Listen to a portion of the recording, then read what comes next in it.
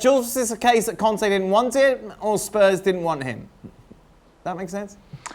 Well, I think it's a bit of both, in the sense that for Conte to agree to go to Spurs, he wanted a lot of insurances, which is normal when you're a manager, in terms of what budget will be allocated to transfers this summer, what happens to Harry Kane, how much staff can he bring in with him, and we know he's got a big staff.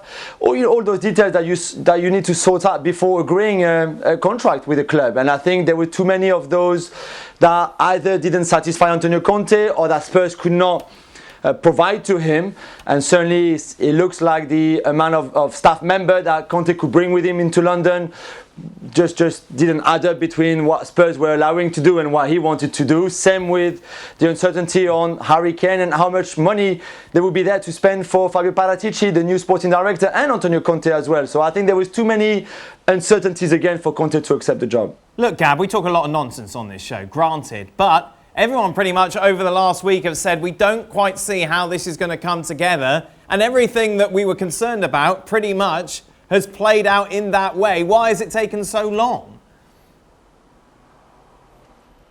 Well, I turn around a little bit because, look, people talk to explain what happened, right? So what we do know is that they were far apart on their wage demands. And again, this to me is a bit surprising because, Conte is very highly paid. He expects to always be highly paid. It was something like 3 million net a year, so you can just about double that. That's how far apart apparently they were. I know Daniel Levy's a great negotiator. You're not going to negotiate that down. This business with the assistants that Jules cited, I hope that wasn't a reason, because Antonio Conte likes a big staff. He's got a close-knit group of people that he trusts. So you don't even open the conversation with him if you say, oh, but you could only bring 4 guys. So I find this all very odd. I suspect that the real sticking point was the amount of investment that was going to be available to the club. I refuse to believe that Spurs would go this far, thinking that the number of staff members and the wages would be an issue. It had to have been the amount of investment available, the type of longer-term project. I wouldn't even necessarily take it as a given that this is done with. My understanding is that talks have stalled and Spurs are looking elsewhere, but we've seen these negotiating ploys before. You're hoping one side or another blinks, and we could be headed in that direction. But the fact that Pochettino all of a sudden is top of the list again, I think that also tells you something. What a waste of time, Jules. It is, and Gab is right. Maybe they will finally find an agreement at some point. Otherwise, it looks, and you know how much I love my cars analogy on the show, but it looks like you're walking into the Lamborghini shop with the budget of buying a Peugeot, and you go in and you said, I would love that Lamborghini. How much is it?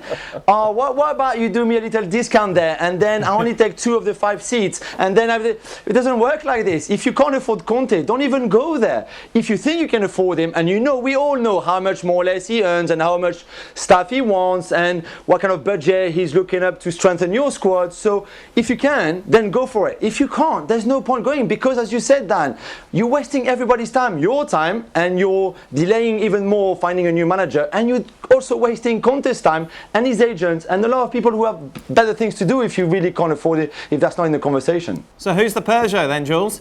Who are they going to get? Well, that's the big question. Sam Allardyce, someone texted me today saying, hey, what about Big Sam for Spurs? No, I'm only joking. However, the problem is that the list from where they had initially at the top of the shortlist, which was Mauricio Pochettino, and again, I don't think PSG will let that happen, so I don't think this is a possibility, to then, who was below, and then who was below, and then who was below, and then we got to Conte, where we've explained was they could not even afford him. So now you go down to Eddie Howe, you go down to someone like Eric Ten Hag, maybe you go down to a Paulo Fonseca, who maybe is not a name as big as Antonio Conte or Mauricio Pochettino, but could certainly do a really good job with those players and with that team. But certainly you're far from the ones who were top of your list. Gab, who's your money on? I genuinely don't know. I would imagine they probably will try to take another run at Conte and another run at Pochettino. But as Jules says, Pochettino has a lot of cards to play, and I think Conte does too. The Eddie Howe situation, I think, is curious because you're talking about a guy who's had so many ups and downs, more downs of late. I don't want to echo what Jules said too much. I think Fonseca would be an interesting candidate. But when I was raised that, I was told things like, well, they're not sure about having 2 Portuguese managers in a row, as if, of course, all Portuguese managers are identical and Fonseca is a little Jose Mourinho clone, which of course he's not. He's very different in terms of personality and approach. Maybe he's a fit, maybe he's not. But what I do know is, they have to get cracking on this, because you can only carry this forward for so long. In the next couple of weeks, things have got to come together, I think.